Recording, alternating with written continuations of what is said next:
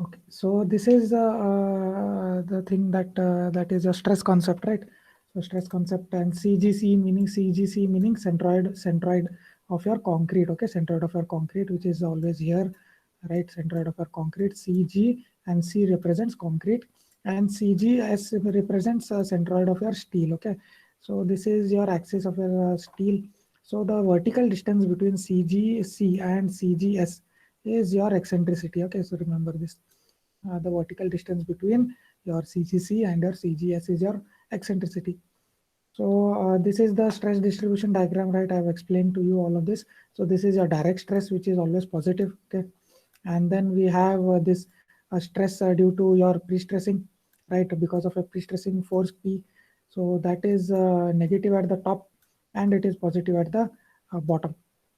And this is due to your moments caused due to dead load and live load, right? This moment which is present here, it is due to dead load or live load, or it may be combination of dead load and live load. Okay, so it is always positive at the top and it is negative at the bottom side. So this is the stress distribution diagram for this case. And then once you add all of this, you get this resultant stress profile. Okay, it may vary. In this it is shown in this manner, but it may vary. It may be in this fashion. Okay, right? It may be 0 at the top and some value at the bottom, or it may be in this fashion wherein some value at the top and 0 value at the bottom, or it may have one more profile like this. So the profile may vary of a resultant stress. So that is that.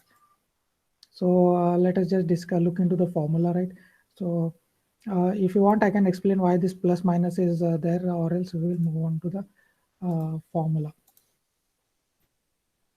So So this is the formula that we will be using in our stress concept. Okay, so is the formula that we will be using. So F here represents your stress. Okay, F represents stress. P by A is your direct stress. P is your pre-stressing force. A is your area. Then M is your moment. M is a moment caused by your dead load or live load, or it may be a combination of dead load plus live load. That is the moment caused. And this is your distance of your top fiber, right? YT is used for top fiber and YB is used for bottom fiber. So that is let me just draw. So if consider this is the cross section of your beam, and this is your CGC or your centroid of your concrete. So this is your topmost fiber and this is your bottommost fiber. So the distance from this to the topmost fiber is your YT. So this is your YT, and from CGC the distance of your bottommost fiber is your YB. Okay, so yeah, if you substitute YT over here, okay, if you substitute YT over here and here, so you get F at top. That is, you get stress at your top fiber. Okay, if you substitute YT, and if you substitute YB over here, YB and YB over here, you get the stress at your bottom fiber. Okay, it is represented as FB, and this is represented as FT. Okay, so that is there. So remember this formula. P by A is a direct stress. This is your stress, bending stress caused. This is your bending stress, right? Bending stress caused by your dead load, live load, and this is the stress caused by your pre-stressing force P. Okay, pre-stressing force P. This is your eccentricity E, right? Eccentricity E, and this I have told you it may be YT or it may be YB. And I is nothing but our moment of inertia. Okay, second moment of area, that is our moment of inertia. So I hope it is clear, and now we will move on to your numerical. So remember this formula. So we have to cover a lot of our portion in your first module. So we have to cover stress concept, then we have to cover force concept, and then we have to cover load balancing concept. And after all these concepts are over, we have to look into into two concepts, that is our pressure line and your Kern points. So we are left out with all of these topics in your first module. So next thing that we will be looking into is your uh, numericals. Okay, numericals regarding your stress concept. Let me just share that tab.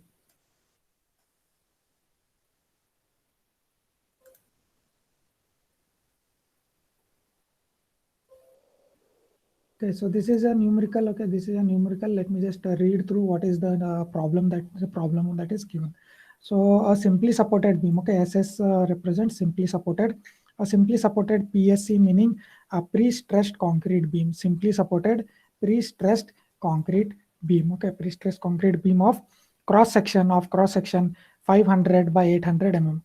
Okay, 500 by 800, meaning it is a rectangular section. Okay, rectangular section is loaded with a UDL of magnitude 20 kilonewton per meter, meaning this is the live load. Okay, so it is loaded, meaning it is the live load, and the span of your beam is 10 meters. Okay, span of your beam is 10 meters.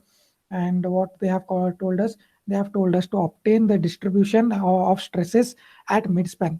Okay, distribution of stresses, meaning the stress diagrams which we had I have shown, so that stress diagrams we have to draw, and we have to determine. For that we need to determine the stresses at top fiber and the stresses at bottom fiber, and we have to determine them at the midspan, right? At the midspan, meaning if this is your beam, if this is your beam of 10 meters, we have to determine the stresses at your 5 meter, that is at a midspan 5 meters. And at the quarter span, meaning we have to determine at quarter spans, we have to determine, and also at the ends we need to determine the stresses at top fiber and the stresses at bottom fiber. Okay, so at midspan, at quarter span, and at end span, we need to determine the stresses at top fiber and at bottom fiber. So that is what is asked. So what else is given? So they have given us the pre-stressing force. Okay, pre-stressing force of 180 tons. A pre-stressing force of 180 tons, and the tendon is concentric. So this is important, concentric tendon. So I have underlined this.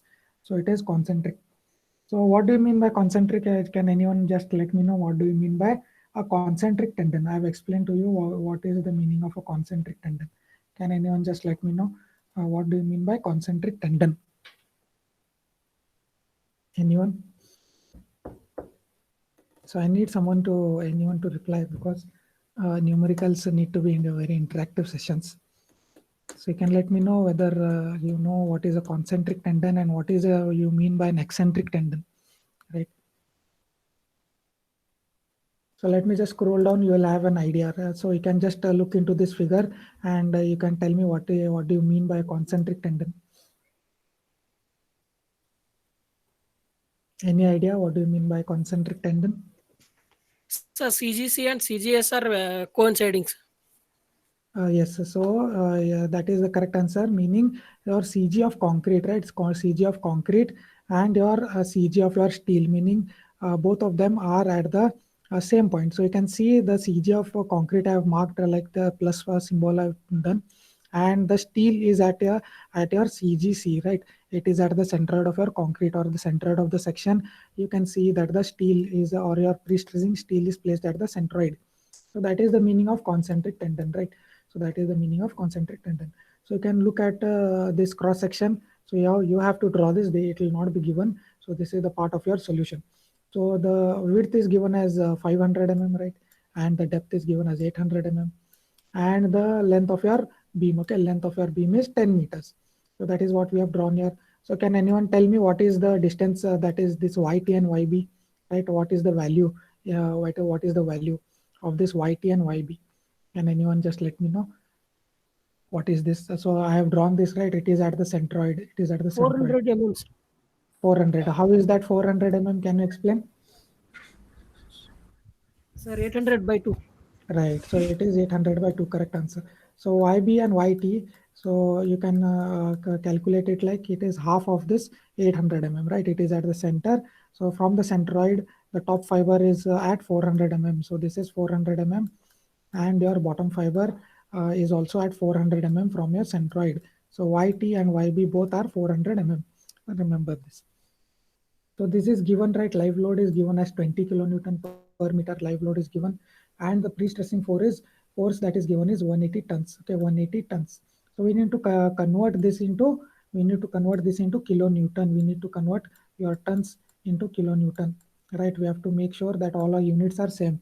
So how do you convert? So 1 ton is equals to 1000 kgs. So that is what we have written here. So 1 ton is equals to 1000 kgs. And if you multiply this, you get the value of pre-stressing force in kg. Okay, 1,80,000 kgs. Okay, that is the amount of force. You can just imagine what is the amount of pre-stressing force we are applying. We are applying 1,80,000 kilos of force, right? So huge amount of pre-stressing force is applied. So how to convert kg to Newton now? How to convert kg to Newton? You have to multiply that by 10. Okay, that is your acceleration due to gravity g. Okay, so it is actually 9.81, but we round it off to 10. Okay, it is actually to be considered as 9.81 meter per second square, no, acceleration due to gravity. But what we do is we round it off to 10. So that is what we have done here. We have multiplied kg by your g, right? Why do we multiply kg by this g? Anyone has any idea? Why do we multiply this? kg Why to conversion of this kg to newtons. conversion, right? But why do we multiply it by acceleration due to gravity and not by any other unit, any other this constant? Why is this g specifically multiplied? Anyone has any idea? So you know the second law of this motion, second law of Newton's second law. You know Newton's second law. It says F is equals to what? F is equals to ME. M m, into A. right? M into a. So what is A? Acceleration due to gravity, and m is what? Kg. So that is why we multiply this kg by your acceleration due to gravity, that is g. Okay. So remember this. So that is what we have done here. So we have multiplied 18 your 1,80,000 by your acceleration due to gravity, that is g. So we get it in newtons. Okay. Always the force that we get, right? F is always in Newton. Remember. So this is your second law by a Newton, right? F is equals to ma. So you will always get in Newton. So how do you convert it to kilonewton? How do you convert it to kilonewton now?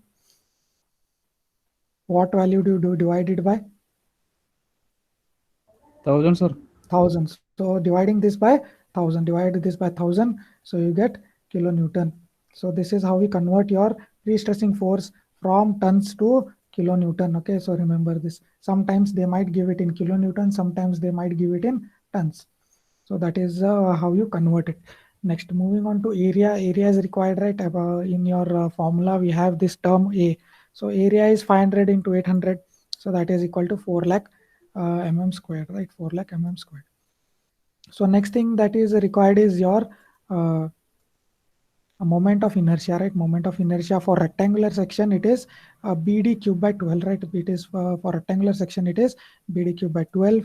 So 500 into 800 cube by 12, you get your moment of inertia. So 21.3 into 10 power 9, and it is always mm raised to 4. Okay, mm raised to 4. So do not forget to write your units. So always make sure you write units everywhere. See, I have written units everywhere, and always you have to write the units. So I hope this is clear. So this is what is required for substituting. So we need I, we need A, we need P value, right? We need YT, YB, all of this is required. So next thing that is required is M, right? We require M, moment due to dead load, moment due to live load. Okay, so this is required. So how do you calculate moment due to dead load, moment due to dead load? So moment due to dead load, consider this is your beam. Okay, this is your beam. So this dead load, what you do, you convert it into UDL, right? Dead load acts like a UDL, right? Dead load acts like a UDL. So what is the value of this dead load? WD. Okay, we will write the load of your dead load as a D. Okay, we will represent it as capital W with a suffix D. Okay, for dead load. So the value of WD we need to calculate. Okay, WD we need to calculate. How will we calculate this WD? So we have to calculate WD like this. Okay, W is equals to B into D into density of concrete. So B is what in meters? It is 0.5, right? It is the cross section, and the depth of your beam is 0.8, and the density of concrete we will take it as 24 kilonewton per meter cube. Okay, so self weight is calculated like this. So it is your cross section into your density of concrete, which is 24 kilonewton per meter cube. Remember this value 24. Okay, so so multiplying these values, you get your WD, that is equal to 9.6 kilonewton per meter. Okay, and next thing, they have given us this live load, right? They have given the live load. So why we write this live load as WL? Okay, WL. We will write the live load which is given as WL, and the dead load as WD. So now live load is also a UDL, right? It is a UDL like this, same thing. So I have represented it like this. Okay, so this is the length of your beam, and this is the live load which is acting. So this is WL. So the bending moment diagram, you can see it is a parabolic bending moment diagram. Always when you have a UDL over a simply supported beam, the bending moment diagram will be a parabola. Okay, it will be a parabola, and the maximum bending moment right at the center. Maximum bending moment will be at the center. It will be at the center of your span. So what is the value of that? So it will be WL squared by 8. Always remember this. Bending moment at the center span due to a UDL over a simply supported beam is WL squared by 8. Is WL squared by 8. Now, the first thing that we need to calculate, okay, so first thing, so the case 1 that is given is stresses at midspan. So you can just go through your question. So we have been asked to calculate the stresses at midspan. So this is your case A. Case A. So that is what we have written here. Stresses at midspan we will calculate first.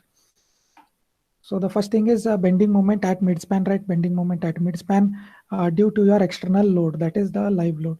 So we will calculate ML. We will calculate ML. So M represents moment and L represents due to live load.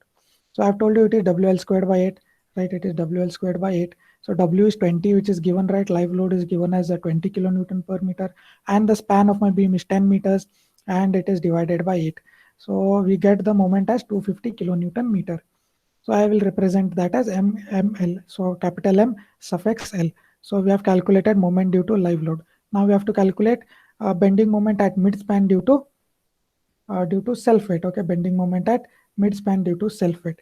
So first thing we have calculated this dead load, right? We have calculated the dead load. Then we need to substitute it in the same formula.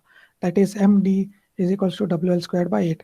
So this is W, right, which we have calculated here, WD, and this is the span of my beam. It is 10 meters. So I get the moment due to dead load, that is 120 kilonewton meter. So moment due to live load is 250 and moment due to dead load is 120. So I hope it is clear the calculation of your self weight and how you calculate your bending moments. I hope it is clear. Just let me know whether it is clear, so that I will move on to the next part. Is it clear? Yes, sir. Yes. Okay.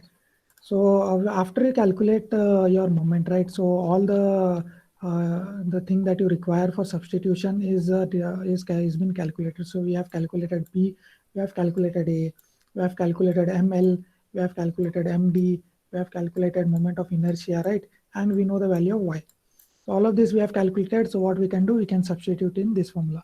So one more term is always there, that is your stress due to your pre-stressing force, right? Stress due to your eccentric pre-stressing force, So because E is 0, right? Eccentricity is 0. My tendon here is concentric, right? There is no eccentricity, right? So E is equals to 0 over here. In this concentric tendon, E is always equal to 0. So you can see this term will become 0. So because of that, this term is neglected in this numerical. In this numerical, this term will become 0 because eccentricity is 0, because your tendon is concentric. So remember this. So next thing, we need to substitute all of this. So this formula is common for top and bottom. Okay, so I have written it top/bottom. So it is common. So if you substitute YT, it will become for top fiber, right? In both the Y, if you substitute as T, it will become top fiber, and if you substitute it as B, it will become bottom fiber. That will become FB. So first, what we will do, we will calculate at the top fiber. Okay, we will calculate the stresses at top fiber. That is, let me just draw. So this is your cross section. Okay, if this is your cross section, we will calculate the stress at the top fiber. At the top fiber, we will calculate the stresses, that is FT. Okay, and we will calculate the stresses at bottom fiber, that is F. It is FB. So this is throughout your span. Okay, this is throughout your span, like this. It will be acting throughout your span. At the top fiber, it is acting, that is FT, and it is acting at your bottom fiber. The stresses, right? So it is FB. So it is top fiber, and it is second thing is bottom fiber. So always remember, we are now working at midspan. Okay, we are working in the case of midspan. So we will calculate the stresses at your midspan. Okay, it is not throughout. Sorry, it is not throughout. So it is only at the midspan. We are calculating the stresses at this point. Okay, at top fiber and at bottom fiber. We are calculating the stresses at FT and FB at the midspan. So we have calculated a moment also and all the things regarding midspan. So FT is what? P by A plus ML YT by I and MD YT by I. So this is live load, this is dead load, and this is YT because we are at top fiber. We are calculating at top fiber. So let me just substitute. Before that, we know in the formula it is plus or minus. No, it is plus or minus C. It is plus or minus. So why have I taken plus over here? Why have I taken plus for both of this? So because of the live load, right? Because of the live load, see, I've drawn a beam over here. I've drawn a beam. So if you just apply live load like this, so I've shown a UDL which is acting. So if this is live load WL, okay, this is live load which is acting. So what it will cause in my simply supported beam? So this is a simply supported beam, right?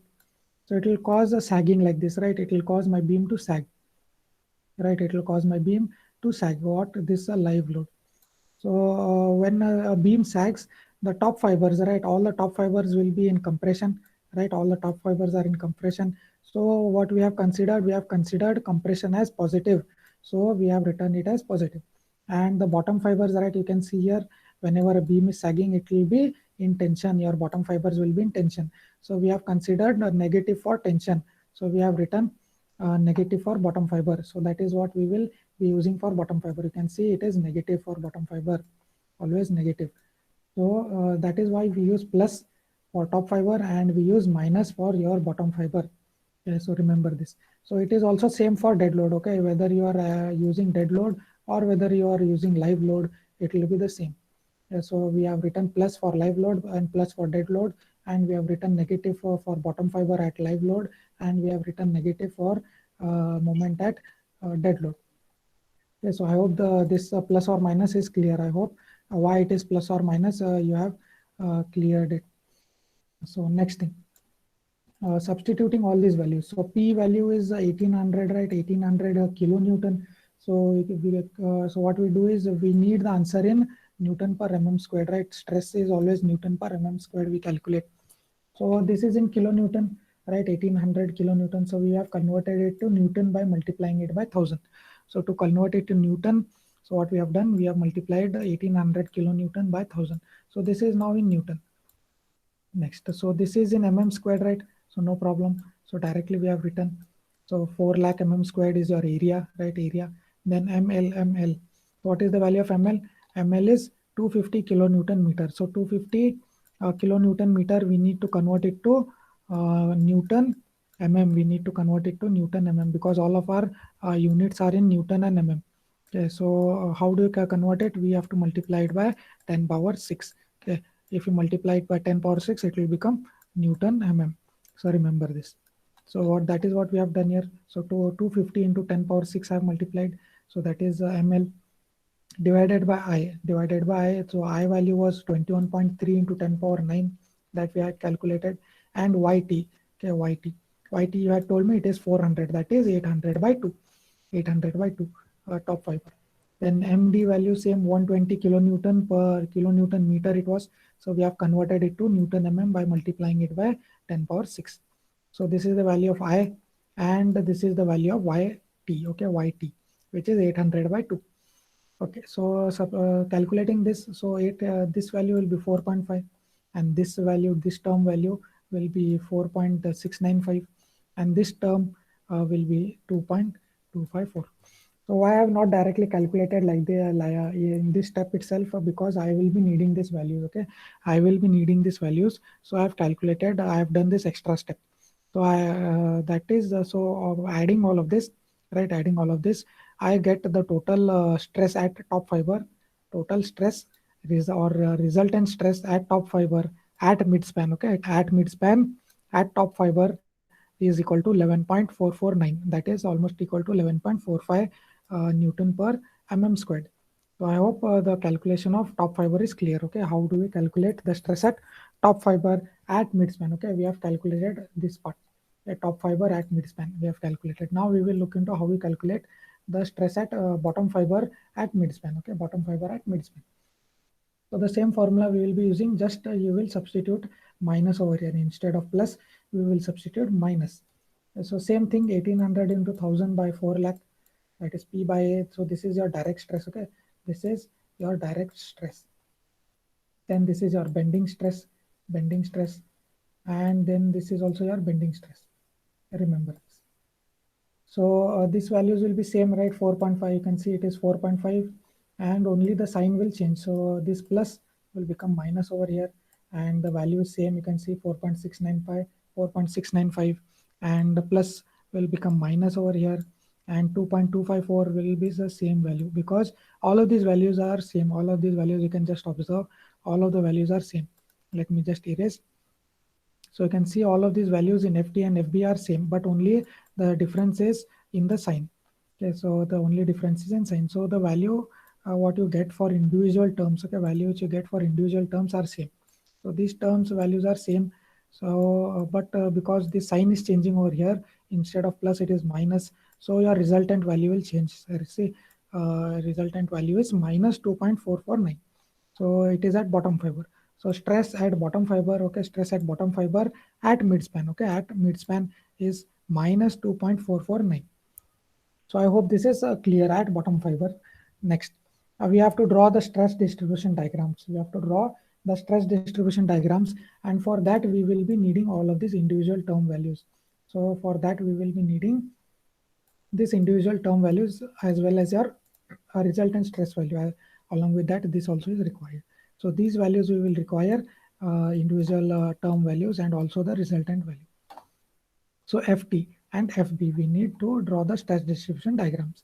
So this is your stress distribution diagram, and always mention where it is. So I have mentioned it, it is at midspan. So whether it is at midspan, whether it is at quarter span, or whether it is at end span, you have to always mention that. So this is the stress distribution diagrams which I have drawn at midspan. So this height, right, this height is always your depth of your beam, okay. This is always the depth of your beam, that is D. Always remember this. And this is the centroid of your CGC. This is the centroid of your concrete. This line is your centroid of your concrete, okay, which I have drawn over here. So this is your P by A term, okay, P by A term, right, this term P by A, and the value of that was 4.5. Yeah, at top fiber it is 4.5, and at bottom fiber it is also 4.5. So you can see I have drawn 4.5 at top fiber and 4.5 at bottom fiber, and I have joined these, okay, and I have joined these. So I've mentioned it. This is top fiber, this is bottom fiber, and the value of P by A at top fiber was 4.5, and the value of P by A term at bottom fiber was 4.5. So it is a rectangle, and it is always positive, because you can see the value of 4.5 is positive. So it is always positive. Both the terms are always positive. P by A terms are always positive. Next, moving on to your second, that is due to live load. Okay, due to live load. So it is 4.695. It is plus 4.695 at your top fiber, and it is minus, right, 4.695 at your bottom fiber.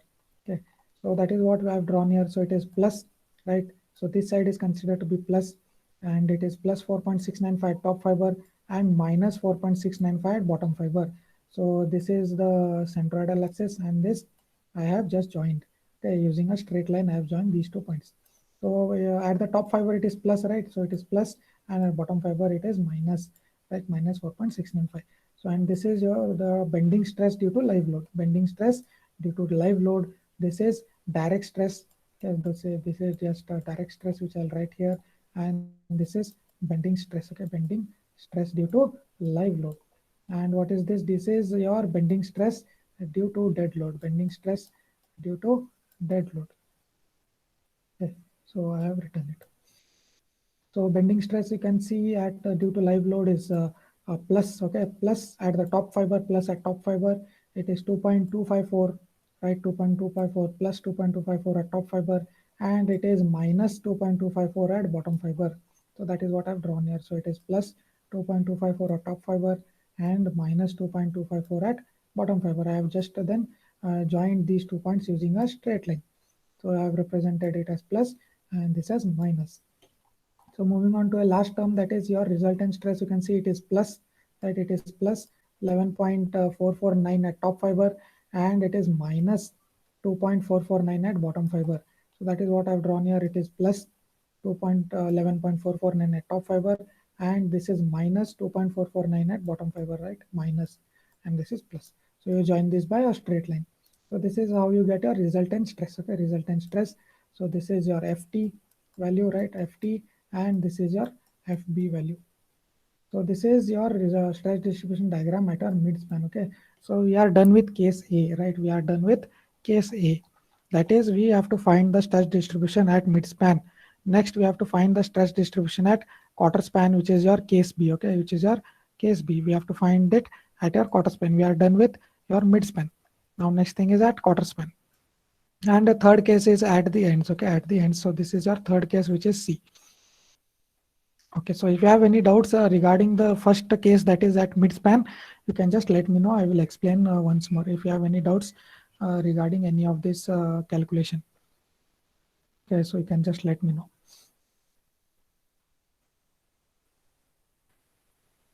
Okay, so any doubts regarding the stress diagrams which you have drawn? So this is important, and you have to always draw the stress diagrams whenever it is you are using a stress concept, right?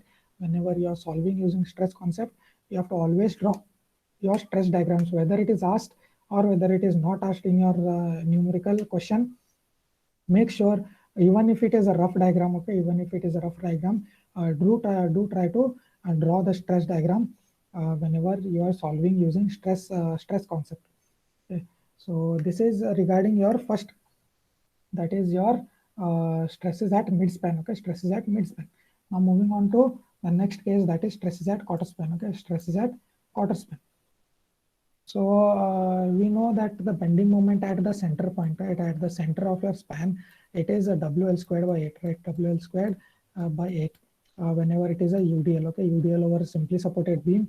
Whenever you have UDL over simply supported beam, we have this value of WL squared by 8 at the center of your span, right? It is a BMD is in this fashion, right, which I have shown. So at the center, it is always larger. That is the maximum. So now we need it at the quarter span, right? We need it at this quarter span or at this. So it is symmetrical at both the sides. So we can calculate it at any of this. So we can calculate it at either this part or this part. So what we are doing, we are calculating at this part. So this quarter span we are calculating, and it will be similarly the same value which will be over here. Okay. So the quarter span, how much is the quarter span? 10 by how much? 10 by 4. So 10 by 4, if you do, it is 2.5. So this XX section, right, XX section is at 2.5 meters from the left. Okay, it is 2.5 meters from the left. So we need to calculate this stress at 2.5 meters from the left. So I've just drawn this free body diagram, right? I've just drawn this free body diagram. So this is your simply supported beam. So these are reactions RA and your reaction RB. Reaction RA and reaction RB. So the first thing that we need to calculate is your RA value and your RB value. Okay. So what will be the RA value? It will be half of this UDL value. Half of this UDL value here. Half of your UDL value will be taken by RB. Right. Half UDL value will be taken by RA, and half of the value or the half of the intensity of this UDL value will be taken by RB. So that is how you calculate. So it is WL by 2, right? W into L will give your magnitude of your UDL and dividing it by 2. So 20, right? 20 into 10, that is your span, total span divided by 2. You get the reaction values as 100 kilonewton. Okay, so RA is 100 kilonewton and RB is 100 kilonewton. So the next important thing is we need to calculate the bending moment, right? Bending moment at quarter span due to live load. So this is your live load, which is given 20 kilonewton per meter. We need to calculate the live load at quarter span. At this quarter span, we need to calculate. So we need to calculate the moment which is generated at this point. So the moment which is generated at this point, we need to calculate. So how do we calculate now? This is the RA value, right? RA value, which is going clockwise, right? It is going clockwise. So it is plus RA, right? It is plus RA, and the distance between these two is how much? 2.5, right? The perpendicular distance between this point and this RA value is how much? It is 2.5. So that is what I've written here, plus RA into 2.5. And then we have this UDL, right? We have this UDL, which is over here, UDL. So this UDL, considering it as a point load, right? Considering at a point it as a point load. So how it is moving? It is moving in the anti-clockwise direction, right? It is moving in the anti-clockwise direction. So I've considered it as negative. Okay, I've considered that as negative because it is moving in the anti-clockwise direction. what is the intensity of this? What is the intensity? So how much is the intensity? It will be 2.5, right? 2.5 is the length, right? 2.5 is the length. So 20, yeah, 20 into 2.5, right? 2.5 is our intensity. So this is our intensity. And what is the perpendicular distance, right? The perpendicular distance, this perpendicular distance between your resultant force and your point of interest, right? Point of interest. So it will be what? 2.5 by 2, right? It will be half of it. So 2.5 by 2. So that is what I've written over here. Okay, so minus 20 into 2.5 is your intensity, and this part is your perpendicular distance. So calculating this, you get the moment, right? Moment as 187.5. So this is due to live load, right? We are calculating due to live load. So we will write it as ML due to live load. Now, similarly, what we have to do, we have to calculate at the quarter span for self weight. Okay, we have to quarter bending moment at quarter span due to self weight. We need to calculate same procedure. But here the value of your UDL is 9.6. Okay, it is 9.6. So why is this 9.6? Can anyone just let me know why it is 9.6? Can anyone tell me why this is 9.6? Yeah, UDL value is 9.6. Self weight of beam, sir. Yes, it is nothing but your self weight of your beam, which we have calculated. Let me just scroll up and show you.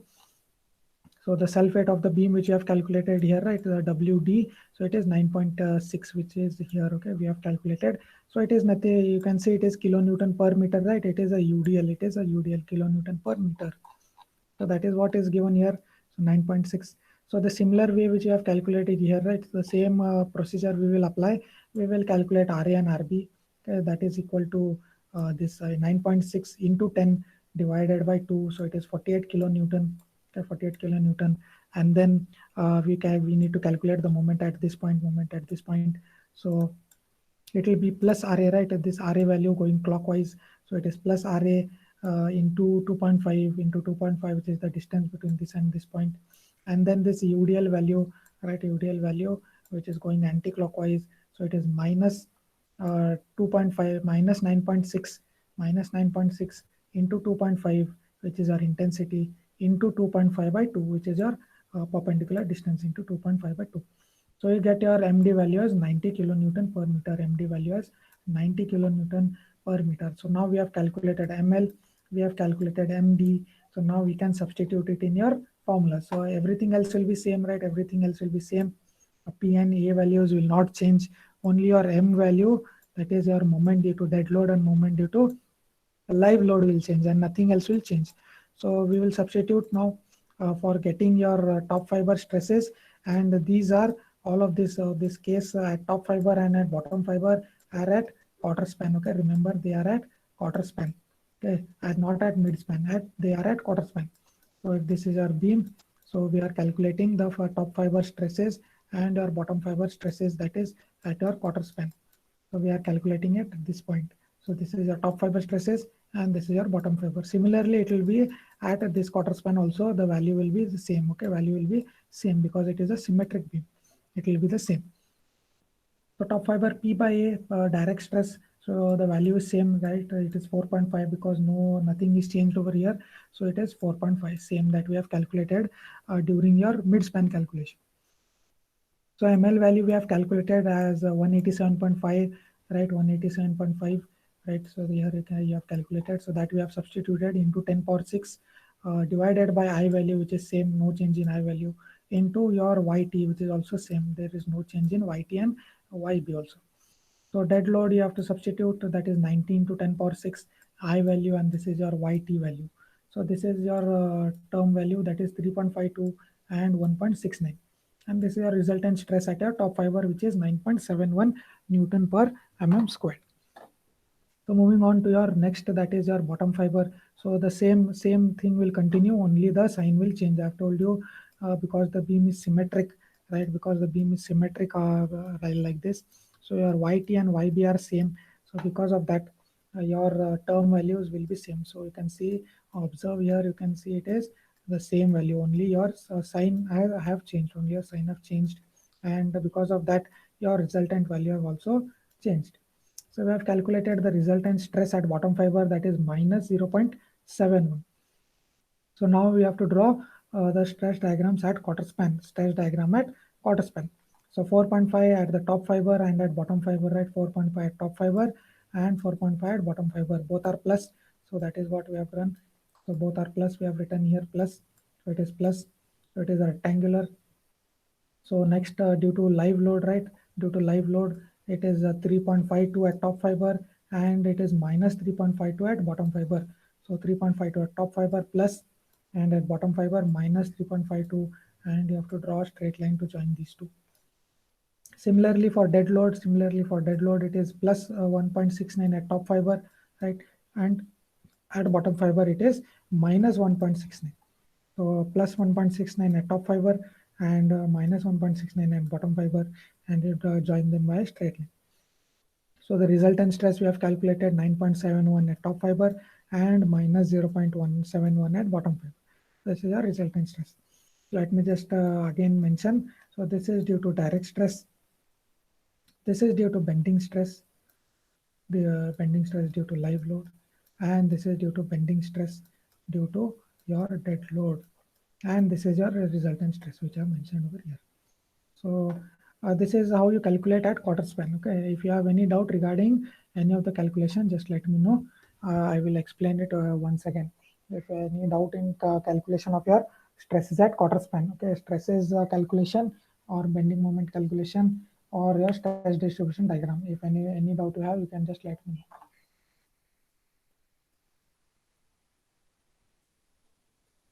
Okay, so moving on to the next, that is your third case, which is calculating the stresses at end span. Okay, so you can just try at your home, right? You can try at your home. You can apply the same method, right? Apply the same method and try to calculate the stresses at your end span. Okay, stresses at your end span, right? Let me just draw a beam.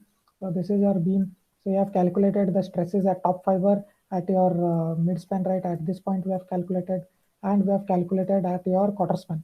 We have calculated stress at top and bottom fiber here.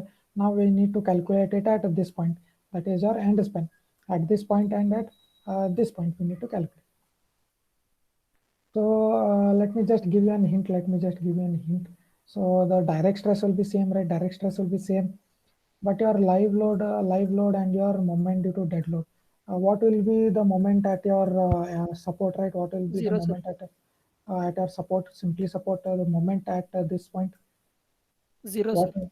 Zero, right? It is zero, right? Correct answer is zero. So this term will become zero. So this entire term will become zero. This entire term will become zero. So you'll be left out with only this. So at top fiber it will be P by A, and at bottom fiber it will be P by A, right? So the stress will be only like this. So stress diagram will be like this.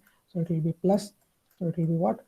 4.5 at top fiber, and it will be 4.5 at bottom fiber, right? Because both your terms will be zero. Yeah, this term will become zero. This term will become zero, and this values will not be changing, right? P and A value will not change. So it is 4.5 at top fiber and 4.5 at bottom fiber. So your resultant stress will be the same thing. Resultant stress will be the same thing. So it will be this itself. So this is due to direct stress, and this is your resultant stress.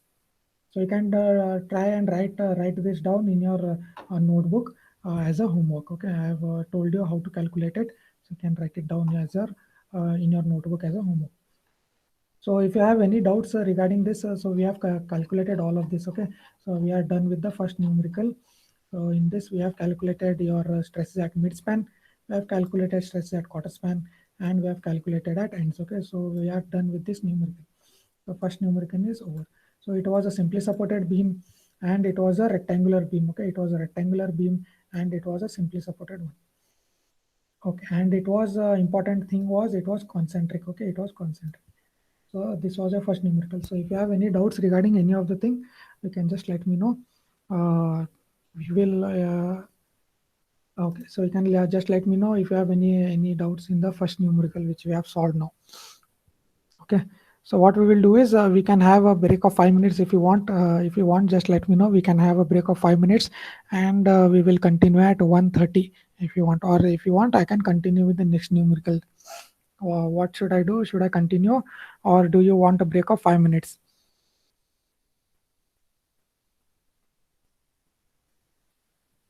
You can just type in chat if you want, or you can just type in chat and let me know. At least I need 3 to 4 of you you can just let me know. At least 3 to 4 students should reply so that I can give a break, or else I will just continue with the next numerical. Okay, so what I'll do is I will just continue with the next numerical. So so the first problem I have discussed in very detailed. Okay, first problem I have discussed in very detail. So that is why we have almost taken 1 hour to solve it, right? Because I have explained it in detail. But in exam, this you will be calculating in hardly 15 minutes. Okay, so in hardly 15 minutes you have to solve this entire numerical. Okay, so because I'm explaining it in detail, so it has taken a lot of time. So from the next numerical, okay, from the next numerical, I will be not explaining it in that much detail. So as I've explained it in first, so WL squared by 8 at midspan, and then at quarter span calculations, all of that, I will just go quickly because it will take time if I explain it in detail. So I hope you have understood all of that calculation. So the same steps will be used in your other numericals also. So the same steps which you have calculated, like your dead load calculations, like self-weight calculation, then your moment calculation at midspan and moment calculation at quarter span, right? The steps will be same, but only the values, right? Only the values will be going on changing. Values will be changing, and your cross section will be changing, right? It may be I section, right? Instead of a cross section, it may be a inverted T section, right? Inverted T. Then it may not be concentric always, it may be eccentric, right? It may have some eccentricity, so this may vary, and everything else will be same. So this is regarding a stress concept. I have just told you an abstract of how the numericals will be.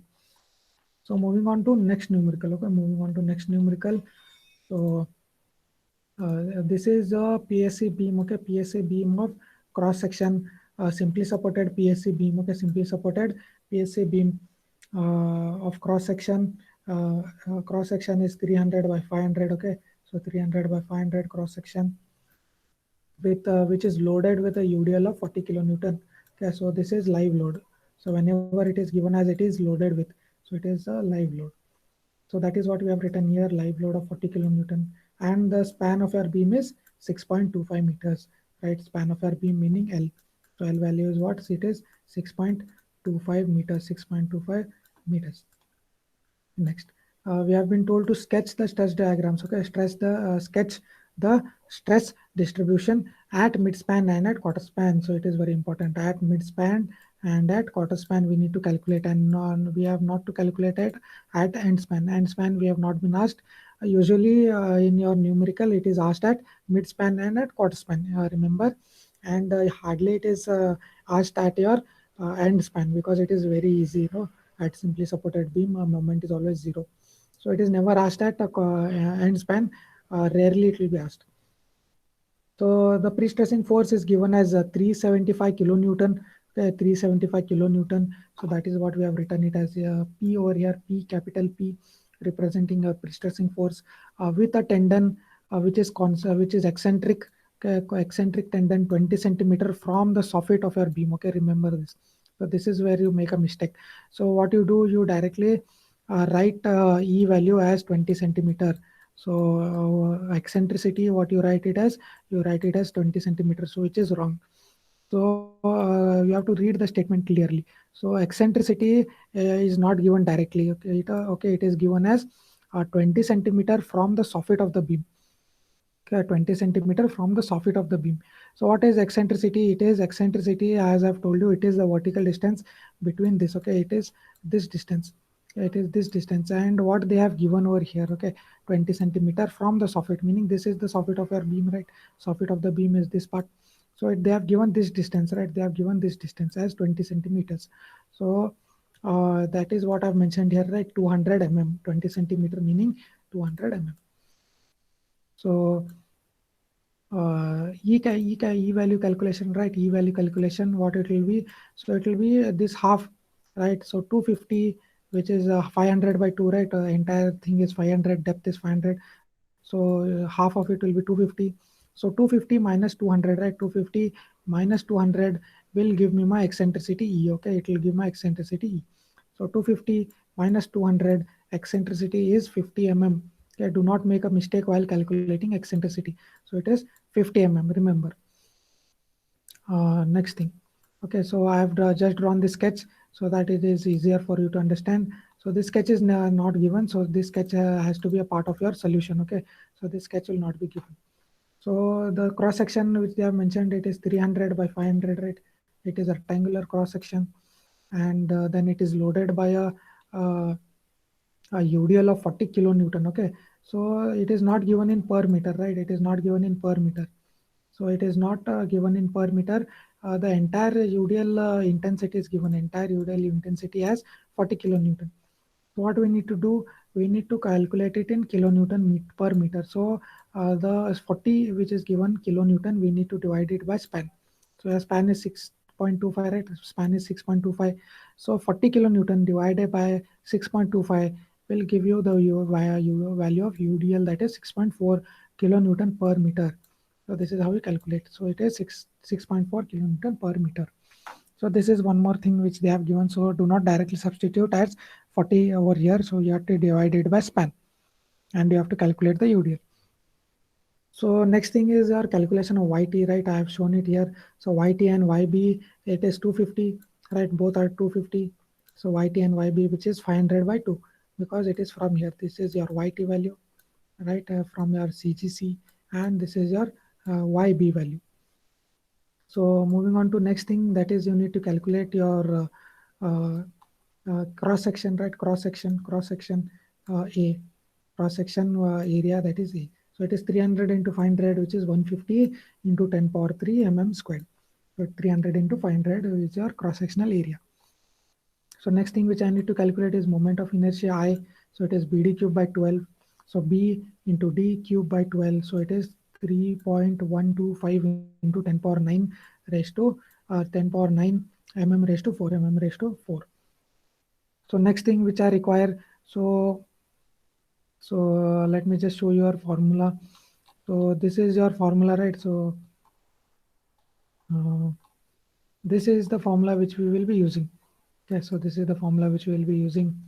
Okay, so this is a general formula. So this is a general formula for top fiber as well as bottom fiber, top fiber as well as bottom fiber. So this y by I, okay, so this y by I. So I can substitute it as z, okay, y by I can substitute it as z. So we have y by I in all the terms, okay, here we have it all the terms. So we know sectional modulus z, okay, sectional modulus z is equals to I by y. Okay, it is equal to I divided by y. So this is your moment of inertia, and this is your distance of your top fiber or your bottom fiber. So if you substitute yt over here, it will be zt, right? And if you substitute yb, it will be zb. Okay, so it is I by yb. Okay, so y by I, right? It is z is always I by y, but this is inverted. It is inverted. It is I by y. So in this case, what it will be? So that bending stress will become m by z, right? M by z it will become, and this will also become m by z, right? It will become m by z, and this term will become p into e. It will become p into e by z.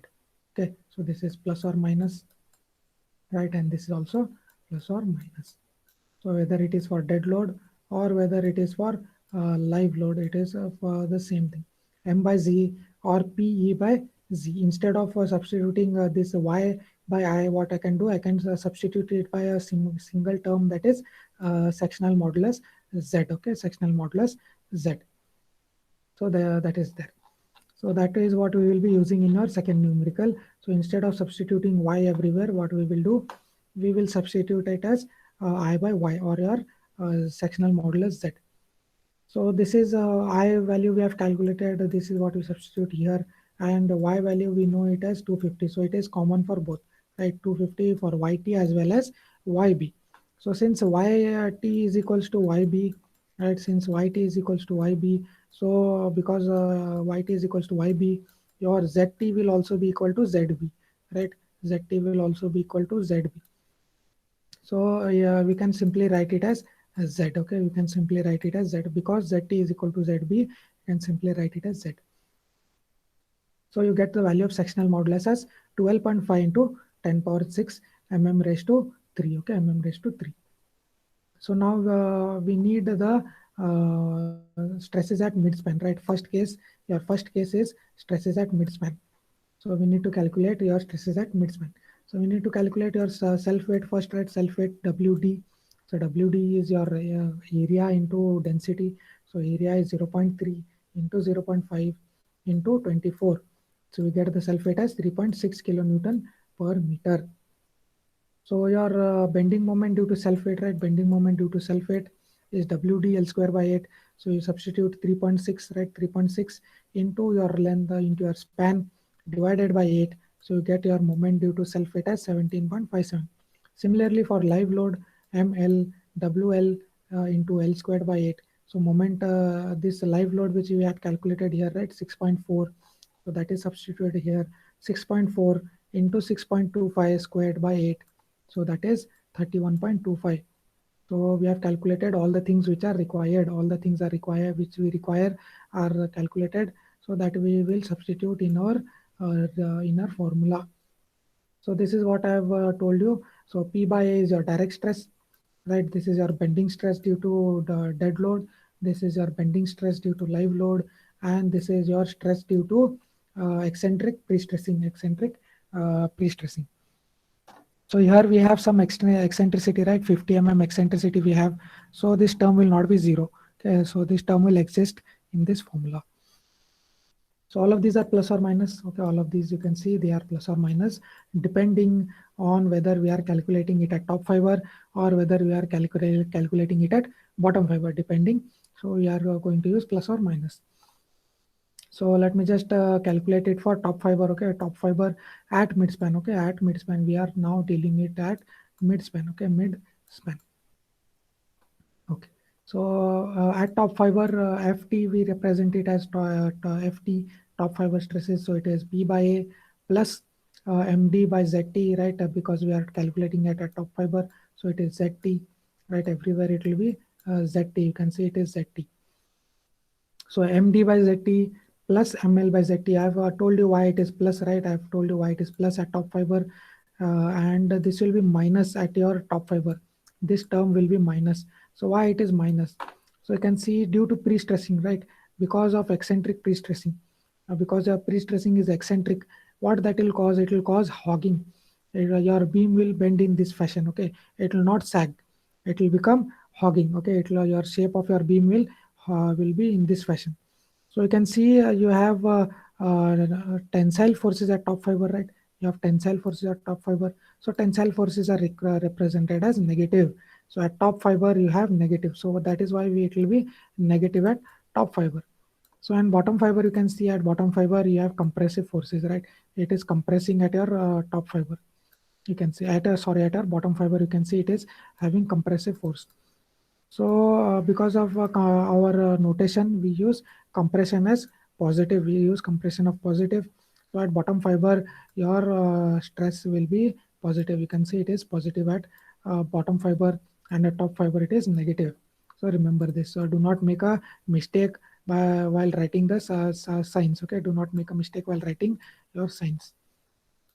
So I will just substitute these values, right? P value, right, 375 kilonewton, and A value I have substituted, MD value I have substituted into 10 power 6.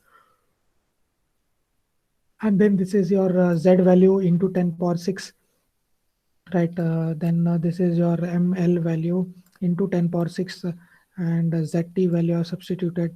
Then P value again I have substituted here, and this is your eccentricity, right? Eccentricity 50, right? Eccentricity 50, and this is your ZT value. So this is plus, and this is minus. So I have calculated for individual terms, right? It is 2.5, 1.4, 2.5, and minus 1.5. And this is your resultant stress. The resultant stress, which is in Newton per mm squared. So similarly, calculating for bottom fiber, right? All these values will be same, right? Because it is a rectangular section, your YT is equal to YB, hence your ZT is equal to ZB. Hence these values will be same. Only change will be your signs will change. Okay, this will become minus, minus, and this will become plus. So this is your resultant stress, which is 0.1. So substituting, not substituting, you can just draw this stress diagram at your midspan. So this is a stress diagram at midspan, right? 2.5 positive at top fiber and also positive at bottom fiber, and due to dead load, right? Positive at top fiber and negative at bottom fiber. This is due to dead load. This is due to the live load. You can see it is negative at bottom fiber and it is positive at top fiber. Similarly, for your eccentric pre-stressing, this is the stress. So it is opposite. It is opposite, that it is negative at top fiber, right? It is negative at top fiber. You can see it is minus 1.5 and it is plus 1.5 at our bottom fiber. You can see, and this is the resultant stress. Okay, this is the resultant stress which we have calculated over here. 4.9 and 0.1. Both are positive. Both are positive. So it is entirely positive. So this is your stress diagram at your midspan. So if you have any doubts, you can just ask. If you have any doubts regarding how we have calculated the top fiber and bottom fiber stresses at midspan, you can just let me know. Okay, any doubts if you have, you can just let me know. So we have calculated at midspan. Okay, stresses at midspan. Now second thing which they have asked is at quarter span. Okay, we have completed midspan. Now we have to look into your calculation for quarter span. Similarly, as we have done for midspan, we have to calculate for your quarter span also. So this is the x-axis section. Similarly, so 6.25 divided by 4, you get your quarter span length, that is 1.56. And this is due to dead load, right? Dead load. This is the self-weight of your beam, right? Which we have calculated, which is 3.6 kilonewton per meter. So calculating your RA-RB values, right? Similarly, calculating RA-RB values. So we get RA is equals to RB is equals to 11.25 kilonewton, and calculating moment at this point, that is plus RA into 5.6 and minus UDL, that is 3.6 into 1.56 squared by 2. So you get your moment due to dead load. So the first thing is due to dead load and the second thing is due to live load. Same thing, instead of 3.6 over here, instead of 3.6, you have to substitute the live load which is given, that is 6.4.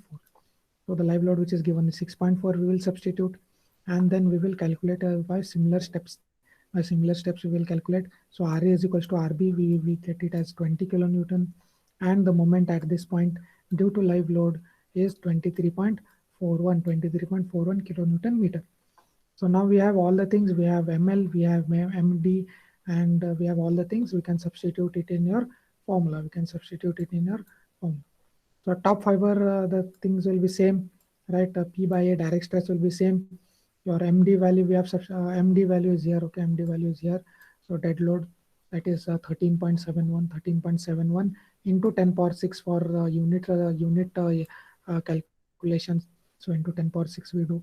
And then ZT value is here, and this is your ML value, which is 23.41 here, you can observe, into 10 power 6, so that all the units are same. And this is your ZT value, and your PE by Z value will not change, okay, P, because it is not changing with your span. So that value I have directly written here. So calculating, so this is 2.5, this term is plus 1.05, this is plus 1.81, and this is minus 1.5. So this is your resultant stress at top fiber at your quarter span. Okay, at quarter span, and this is at top fiber. FT. Okay. Now similarly calculating for bottom fiber and bottom fiber. So this will be same. This magnitude will be same. Only change will be your sign. All the signs will change. So you get a resultant stress as plus 1.08. Okay, so this was plus 3.92, and here at bottom fiber it is plus 1.08. So similarly, you draw your stress diagrams, right? Stress diagrams you can draw similarly for direct stress, for dead load, for live load, and this is for a pre-stressing force, eccentric pre-stressing force, and this is your resultant stress. Okay, this is your resultant stress. So this is how you calculate for quarter span. So this is regarding your second numerical. So we have calculated all the things required. We have calculated and we have drawn the stress diagrams at our mid span as well as at your quarter span. Okay, so find the stresses. We have calculated the stresses, and also we have drawn the sketches of your stress diagrams. So this is regarding your second numerical, which was a simply supported beam and which was a rectangular beam. Okay, which was a rectangular beam and it had a eccentric tendon. Okay, it had a eccentric tendon. Okay, in the first numerical we had a concentric tendon. In the second numerical we have a eccentric tendon. Okay, so if you have any doubts, you are free to ask. Okay, if you have any doubts, you are free to ask. Or else, if you do not have any doubts, we will move on to the third numerical. We will move on to a third numerical. So if you want a break also, you can just let me know. We can have a 5 minutes break and we can move on to your next numerical after a break. So you can let me know in chat. You can just let me know in chat whether you need a break or whether I can continue with the next numerical.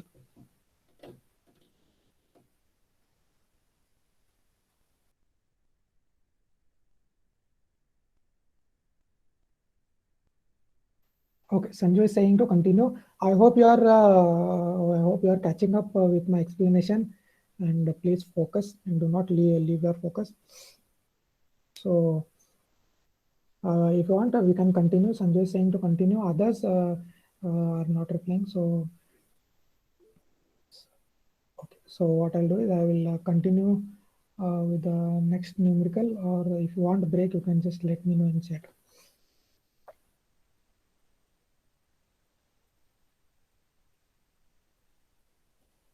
Okay. Yes, we will try to go fast. We will catch up with the pace in the third problem because the steps will be similar, right? The steps will be similar, and you will understand it quickly. Okay. Only the cross section will be changing. I've told you the cross section might change and or eccentricity might change. Okay, eccentricity might change, or cross section might change, right? It may be I section, it may be a T section, or it may be a inverted T section, right? It may vary, and our eccentricity might vary. But your steps calculation will be same, so you can catch up with me. So your third problem, we will just look into your third numerical. So here you have a unsymmetrical beam. Okay, we have an unsymmetrical beam. So it is used to support an imposed load of 2 kilonewton. By imposed load, we mean live load. Okay, always when you are talking with imposed load, so we will be dealing with live loads. And the span is given as 8 meters. Span is 8 meters. The section details. Okay, it is an I section. It is an I section, unsymmetrical I beam. Unsymmetrical I beam. So flange, top flange. Okay, top flange is 300 by 60 mm. 300 by 60. Okay, I have drawn this. This will not be given. Okay, you have to draw this. This is the part of your solution. So this is a top flange. Okay, the width is 300 mm and the thickness of your flange is 60 mm, which is given over here. So for bottom flange, okay, bottom flange, you can see it is 100 mm by 60. Okay, so width is 100 and your thickness of your bottom flange is 60. Okay, the thickness is same at our top and bottom flange, but your width are varying. Okay, it is 300, here it is 100. So web thickness, okay, web thickness is 80 mm, right? This I've mentioned here, web. So this is your web, and the thickness of our web is 80 mm. Thickness of our web is 80 mm.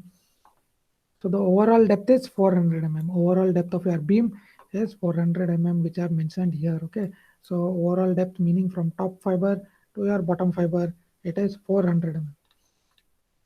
Okay, so next thing that they have given is an effective pre-stressing force of 100 kilonewton is located at 50 mm from the soffit of the beam. Okay, effective pre-stressing force of 100 kilonewton. It is located at 50 mm from the soffit of the beam. Okay, it is not directly given. They have given it from the soffit of the beam. So let me just tell you, it is this point. Okay, from the soffit of my beam, it is at 50 mm. So this is 50 mm and this is my pre-stressing tendon, okay, which I have drawn over here. So it is how much? It is 50 mm from the soffit of the beam. Okay, so that is there. So now next thing that we need to calculate is we need to calculate the stresses at center of the span, which is nothing but mid span. Okay, we have to calculate the stresses at mid span for the following conditions. We have been given with two conditions. Your first condition is pre-stressing force plus your self weight. Okay, only your self weight we need to calculate. We need to consider while solving your problem, right? Pre-stressing force P plus your WD, okay, WD, which is your self weight, and we need not consider your live load, okay, WL, that is your live load. We need not consider in your first stage, in our first calculation, that is what is your transfer stage. We call it as transfer stage, wherein there are no live loads. Okay, that is what we call as transfer stage. And our second case, you can see it is pre-stressing force P plus your self weight plus live load. Okay, we have to consider live loads in our second case. Okay, so that is what we call as working stage. Okay, working stage, or also we call it as service stage or your working stage. So remember, so whenever we have been told to calculate at transfer stage, we need not consider live load. And if they tell you to calculate it at service stage or at working stage, we need to calculate using live load also. We need to include your live load also. So this is our section which they have given, right? This is the section which they have given. Okay, so this will not be this we need to calculate. Okay, this we need to calculate. So centroid of our concrete.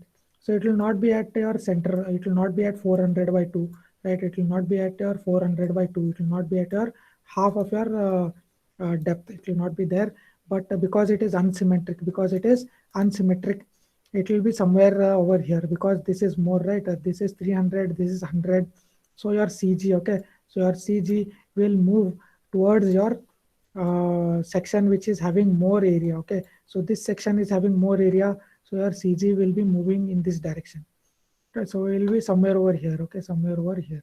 So this distance now we need to calculate. This distance we need to calculate, and we need to calculate this distance. Okay, we need to calculate these distances. So how do I calculate this distance? This is not given. Okay, this is not given. This I have calculated. Okay, this is not given. This I have calculated. So I have divided. Okay, I have divided my I section into 3 areas. Okay, into 3 areas. I have divided my I section into 3 areas. You can see I have divided it into A1, and I have divided into A2, and then I have divided into A3. A3. So area A1 is this flange. Okay, this flange is my A1. Okay, this is my A1, and this web is my A2. Okay, this is my A2, and this bottom flange is my A3. Okay, this is my A3. So I've divided into 3 parts. So what is the area of top of this top flange? Can anyone tell me what is the area of this top flange? Area A1, area of top flange A1. Can anyone tell me? Area of this top flange. You can just look into this figure and let me know 18,000 mm squares. how much it is. It is 18,000. 16 to 300. 60 into 300. So it is this width 300 into this depth 60. So you get it as 18,000, right? 18,000 mm squared. So next A2, can you tell me what is A2? A2 value. A2 value. This and this.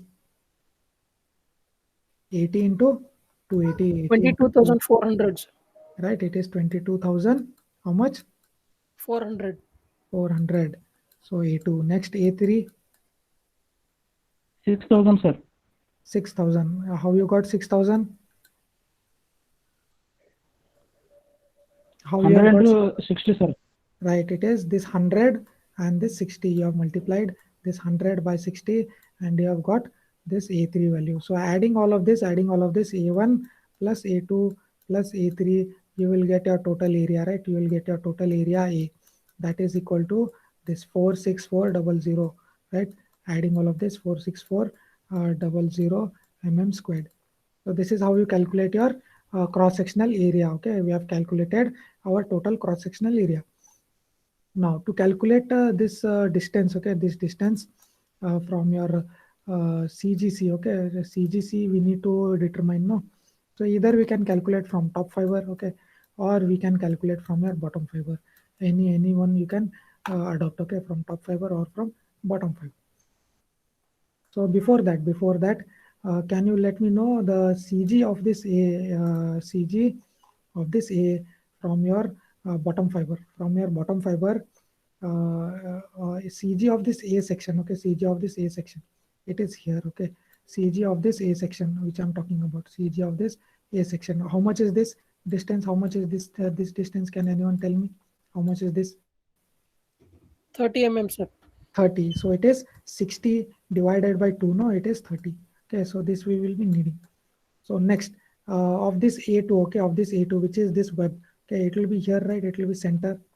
So how much is this distance from bottom fiber? From bottom fiber I need from this bottom 200. fiber. How much? 200, sir. 200. How you got 200? Can you tell me? Sir, 140 plus 60.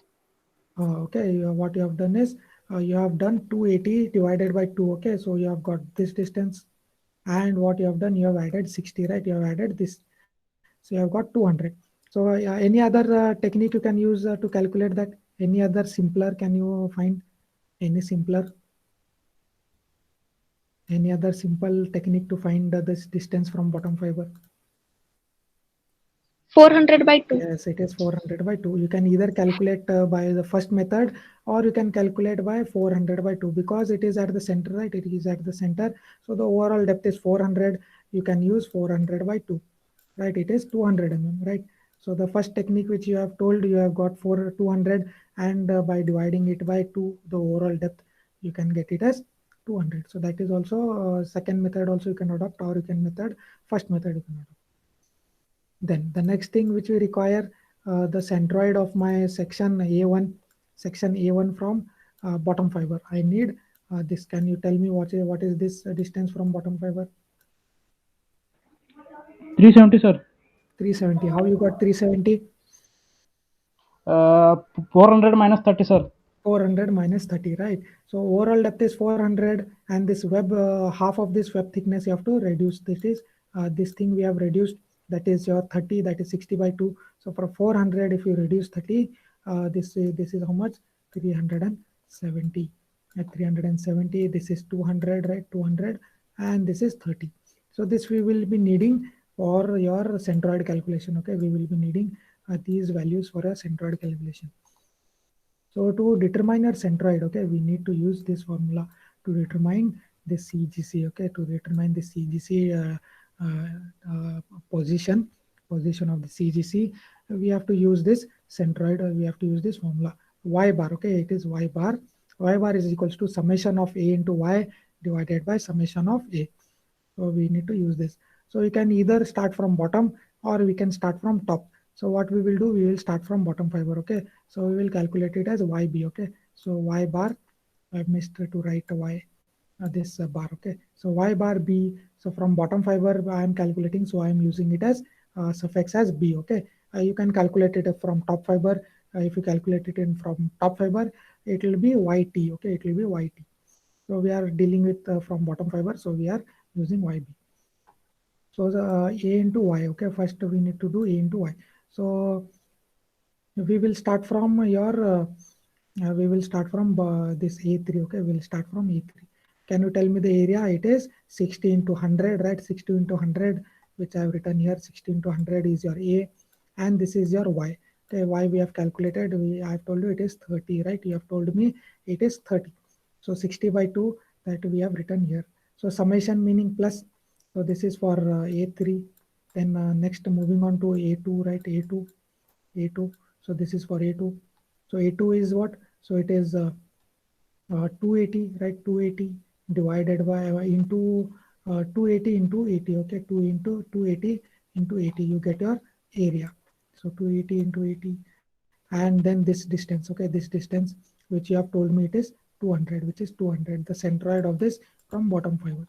So it is 200. So that is what we have substituted here. And next thing is your A3 last. So that is 300 into 60, right? 300 into 60 into 370. That is the centroid of that from your bottom fiber, 370. And divided by total area, that is 46400. So you get your YB as 243.96. So that is what we have written here, 243.96. That is from your bottom fiber. Okay, So from 400, if you minus this 243, you get this from top fiber. You get it from top fiber, which is 156 from 156.04, 156.04.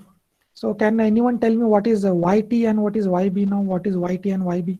Can anyone tell me what is YT and YB? After all these calculations, we have calculated YT value and YB value, which we will be requiring, right? YT and YB. YT and YB. YT is 156.04, sir. Yes, and what about YB value? 243.96. Right, so it is correct. So what you have told me is correct. So what is YT? What we have defined YT? So from CG, the distance of your top fiber is nothing but your YT. Right, so that is equal to 156. And from CG of your concrete, the distance of your bottom fiber. So that is what is YB. So that is equal to what? 243.96. So we have calculated now YT and we have calculated YB. So can anyone tell me what is the distance of eccentricity? Eccentricity, can anyone tell me what is eccentricity? Eccentricity E value, eccentricity E value. How much or what is the steps you can tell me to calculate eccentricity E? What is the value of eccentricity E, or how you can calculate E? Can anyone tell me if you have any idea? 193.96. How have you got 193? Can you tell me? Sir, yes, sir. YB minus 50, sir. YB minus 50, right? So, right, you have told me what is the value of E. It is correct, 100% correct. So this is YB, right? This is YB, right? This is YB. And this is your CG. This is your, let me just draw. So this is C, G, and S. Okay, the centroid of your steel. So centroid of your steel. So what I've told you, eccentricity E is always the vertical distance between your CGC and your CGS. So this is my value E, right? So how can I get E? So from YB, right? From YB, from this entire distance YB, if I just minus this 50 value, right? If I just minus this 50 value, I will be left out with my eccentricity E. So eccentricity E can calculate in this fashion. So that is how you calculate E value. Then moving on to next thing, we have calculated YT, right? We have calculated YT, we have calculated YB. Now we have calculated E value also, next, moving on to your I value calculation, right? Moment of inertia. We cannot just directly substitute BD cube by 12, right? That was for your rectangular section. But for I section, we have to calculate it individually. So I value, how we can calculate? We have to use this formula. Okay, we have to use this formula. So Ixx plus A into H square, So this is your modulus of this is your I value, right? And then this is your cross-sectional value A, and then this is H value. I'll tell you how to calculate this H value. I'll tell you with respect to your diagram. So you're moving on to first value. Okay, moving on to first. So it is for A3. Okay, this is for A3, which is for your bottom flange. Okay, bottom flange. So I value Ixx, Ixx. So it is calculated like this. This is your x-axis, and then this is your y-axis, right? So y-axis. So this is your B value, and this is your D value always. Okay, whenever we are dealing with xx, okay, Ixx. So this will be your B value, and this will be your D value, which is your depth value. So let us just look into. So this is B. So this is 100 into 60 cube by 12. Okay, 100 into 60 cube by 12 into plus into your cross-sectional value, that is 100 into 60, right? 100 into 60. This is the same thing. 100 into 60 plus H value. So this H value is your value from your CGC. Okay, from your CGC to the centroid of this. Okay, to the centroid of this A3. So it is from here to here. Okay, from here to here. So can you tell me what is this? How to calculate this? How to calculate? Can you tell me from this CGC to your centroid of this A3? Okay, to the centroid of this A3. Can you tell me how can you calculate? You have to tell me the steps. Okay, tell me the steps.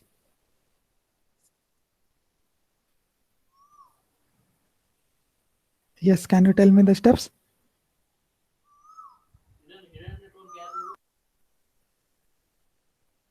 How to calculate the value of H. So this is our H value from the CGC up to the centroid of this A3, not up to CGS, it is up to centroid of this section. Okay, so this is your YB value now. So this is entirely is your YB value. So from YB value, if you minus this half of this, right? Half of this, if you minus, which is 60 by 2, which is 30, right? 30. So from YB, if you minus 30, you will get your H value, right? So that is what we have done here.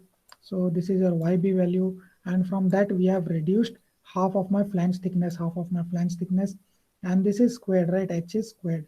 So this entire thing will be squared, okay? Entire thing will be squared.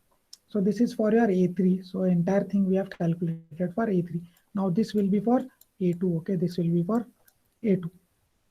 So I've told you this axis will be B and this will be your D. So thickness which is this axis is your B. So 80 into 280 cube, okay? 80 into 280 cube divided by 12, okay? Divided by 12 into your area, that is 80 into 280, and this is your H value. So for H value, let me just show you what is this value. So the centroid distance from your CGS, from your CGS to your centroid of your section. So this is the centroid of my section, right? Centroid of my section. So from CGC, this value I need. So this is my H value.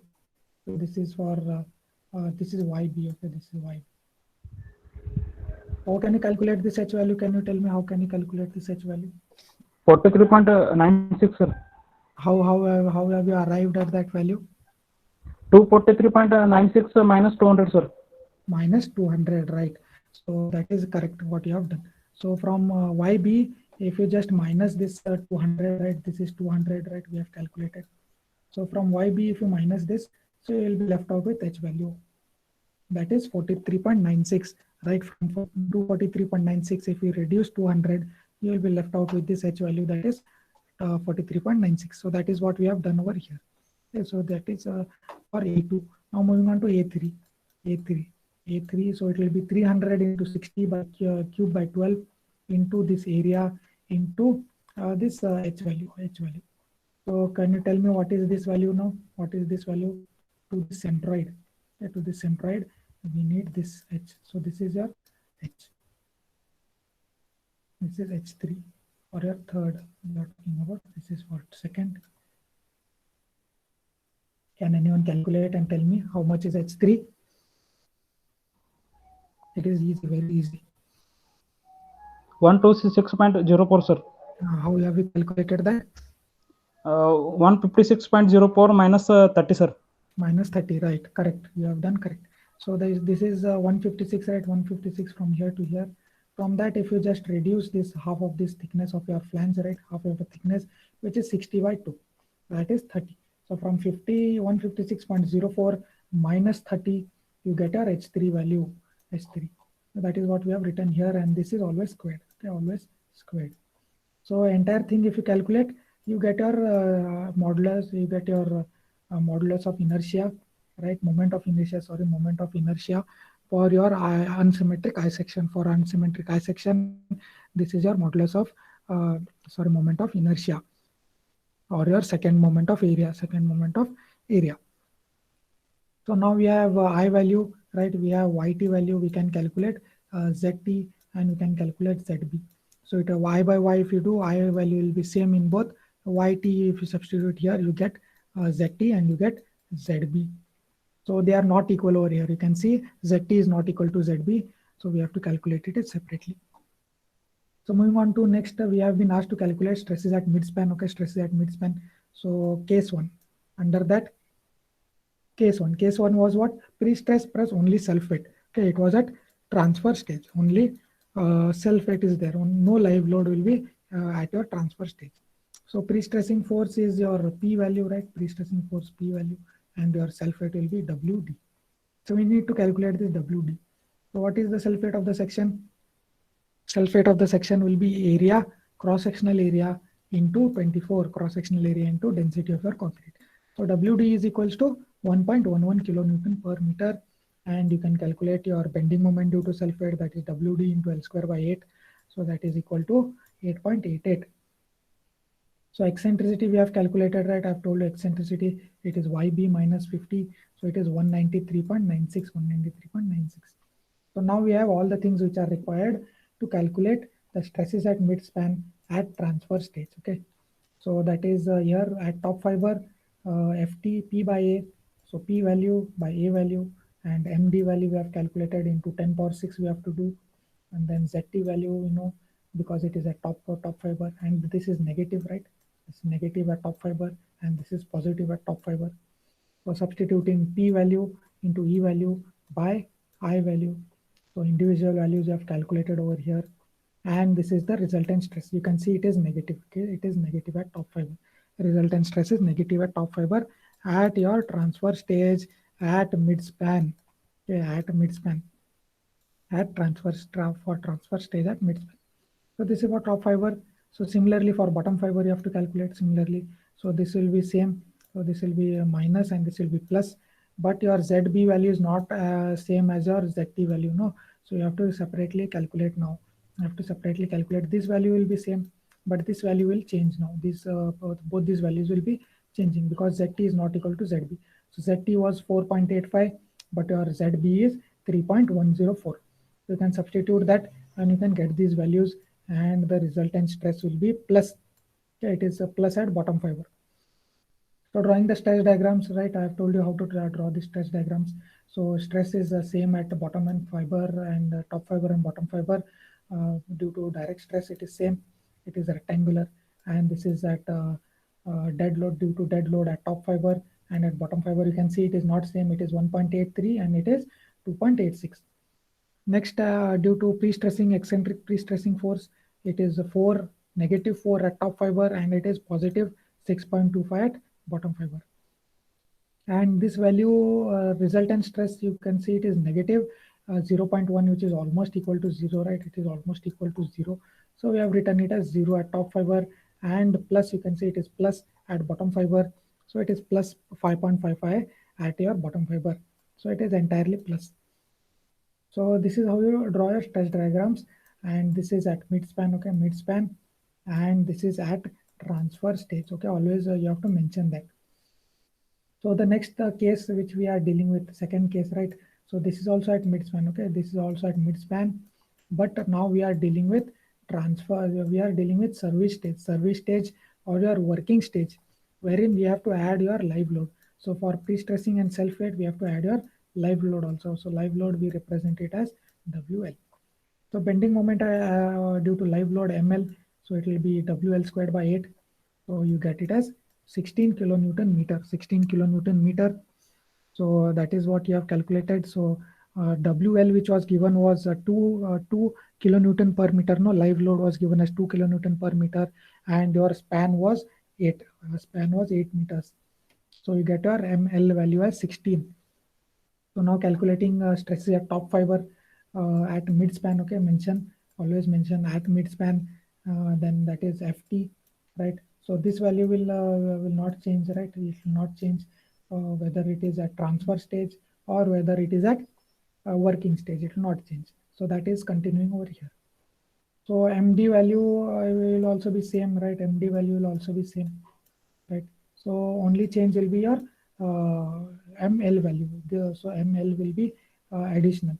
Okay, so this is also which we have calculated is same. Okay, you can see it is same. So only addition is this term. This term is added over here. So ML by ZT, if you do 16 into 10 power 6 by ZT value is 4.85 into 10 power 6. You can calculate that. So the resultant stress FT, that is at top fiber, is 3.29. It is 3.29 Newton per mm squared. So moving on to bottom fiber, right? Bottom fiber FB. So these are same, right? These are same, and this is also same, which we had calculated for your transfer stage. Same value you can copy down and take care of this sign. Okay, take care of the sign. So at bottom fiber, both of these are negative, and this is positive. So do not make a mistake while writing down the signs. So only thing is this term is added over here. This term is added over here at working stage. So that is 16 into 10 power 6, and your ZB value is 3.1 into 10 power 6. So that is equal to 5.16. So our resultant value will be what? 0.39. So it is positive. So this is also positive, and this is also positive. So what is represented here? So this is at your working stage, okay, resultant stress at your working stage. And if you compare it at your transfer stage, okay, if you compare it with your transfer stage, you can see at transfer, there were zero stresses at top fiber. There were zero stresses at top fiber, but there were some stresses at your bottom fiber. But at your working stage, you can see there is a increase in your top fiber stresses, and your bottom fiber stresses have decreased, right? They have decreased. At your transfer, they were 5.55, and at your working stage, it is reduced almost, it is zero, it is 0.39. So this is how you can compare, and you can have an idea of the stresses which are existing at your midspan, at your transfer stage, and at your working stage. So I hope this numerical is clear. So this is an unsymmetric eye section, okay, unsymmetric eye section with an eccentric tendon, okay, with an eccentric tendon. So if you have any doubts regarding any of the calculation, you can just let me know. Okay, if you have any doubts, you can just let me know. The session is open. Okay, simultaneously, you can start typing in your attendance. You can start typing in your attendance. And if anyone is having any doubt, you can just let me know.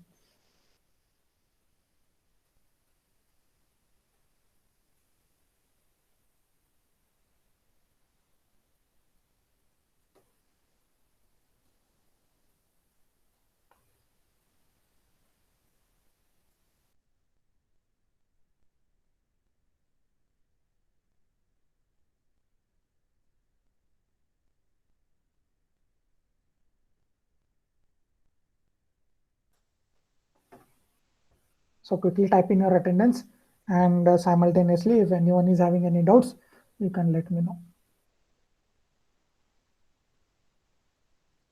So I hope you have understood. Yes, Hello? Yes. Sir ಇದನ್ನ PDF group ಒಳಗೆ send ಮಾಡ್ತೀರಿ? Yes, ಇದು complete ಆದ್ಮೇಲೆ numericals, once I've explained all the numericals, I think there are 9, I think there are numericals, 9 number of numericals are there. Once I explain all of this, I will just send this PDF in your group, okay, so that you can practice. Okay, thank you, sir. Okay, any other thing that you are free to just let me know. If there is any suggestion, if there is any feedback regarding any of the thing, you can just let me know. You can just provide a feedback along with your doubts, anything, you can just let me know.